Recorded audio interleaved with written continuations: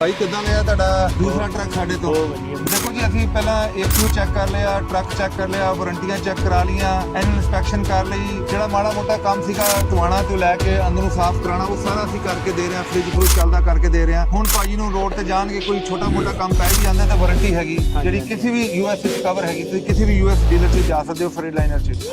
ਸਤਿ ਸ਼੍ਰੀ ਅਕਾਲ ਧਰਮਿੰਦਰ ਜੀ। ਸਤਿ ਸ਼੍ਰੀ ਅਕਾਲ ਜੀ। ਕਿੱਦਾਂ ਰਿਹਾ ਤੁਹਾਡਾ ਐਕਸਪੀਰੀਅੰਸ ਆਪਣਾ ਫਾਈਨਾਂਸ ਦਾ? ਬਹੁਤ ਵਧੀਆ ਐਕਸਪੀਰੀਅੰਸ ਜੀ ਭਾਜੀ। ਤੇ ਪਹਿਲਾਂ ਰਿਜੈਕਸ਼ਨ ਵੀ ਸੀ ਇੱਕ, ਤੇ ਫਿਰ ਭਾਜੀ ਉਹਨਾਂ ਨੇ ਕਰਕੇ ਦਿੱਤਾ ਆਪਣੇ ਵੱਲੋਂ ਸਾਰਾ ਕੁਝ ਹੀ। ਬਹੁਤ ਵਧੀਆ ਟੇਕ ਕੇਅਰ ਕਰਦੇ ਆ।